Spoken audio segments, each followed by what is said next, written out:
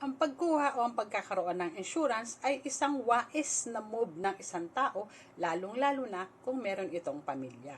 At mahal niya ito. Bakit? Kasi unang-una, ang gamit ng insurance, ito yung magiging income replacement ng pamilyang maiiwanan. Kung halimbawang kinuha na ni Lord ng maaga, ibig sabihin, merong magagamit na pera ang pamilyang naiwan para sila ay makakain pa rin at yung mga anak ay makapag-aral pa rin. Ngayon, meron din namang dahilan na pwede ring hindi ka kumuha ng insurance. Una, wala kang pamilya. Ibig sabihin, solo ka lang sa mundong ito. Pangalawa, meron kang pamilya pero hindi mo naman sila mahal.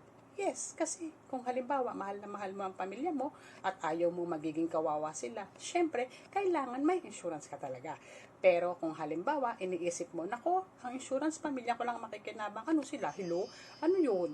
May mga ganon.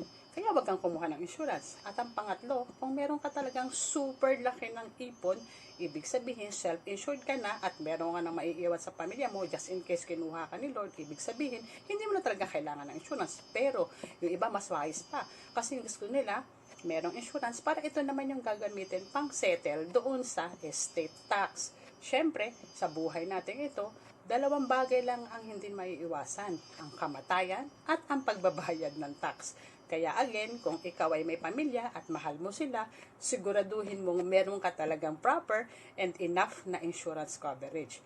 At maaari mong i-consider ang strategy na ito kung nais mong kumuha ng cheaper insurance na may higher coverage. Of course, ang buy term invest the difference at maaari mo rin niyang magawa with MB Life, Most 18 or Most GRP for OFW ka.